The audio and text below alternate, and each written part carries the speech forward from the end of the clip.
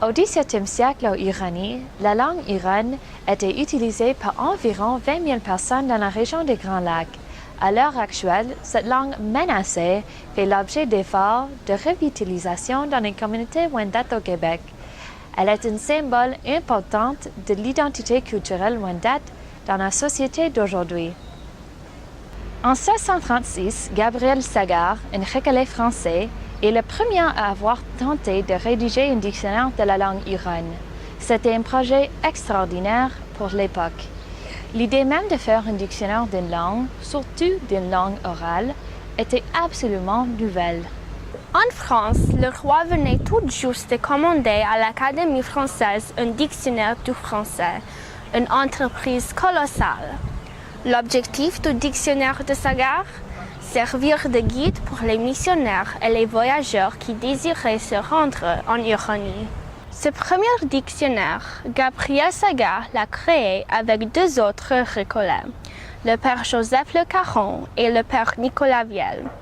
Le Caron avait décidé de vivre parmi les autochtones vivant dans des communautés près du lac Huron pour apprendre leur langue. La version originale de ce premier travail, rédigée principalement par Le Caron, s'est perdue au fil du temps. Les premiers voyageurs français semblaient convaincus de l'importance d'apprendre la langue iranienne. Ils la voyaient comme une langue très importante, plus ils avançaient dans le centre du continent. Elle était utilisée pour le commerce et les négociations. Avant la création du dictionnaire, Le Caron, Sagard et plus tard Jean de Brébeuf ont appris la langue iranienne à l'aide du mouvement des corps, des gestes et des dessins faits par les autochtones. C'était un travail compliqué.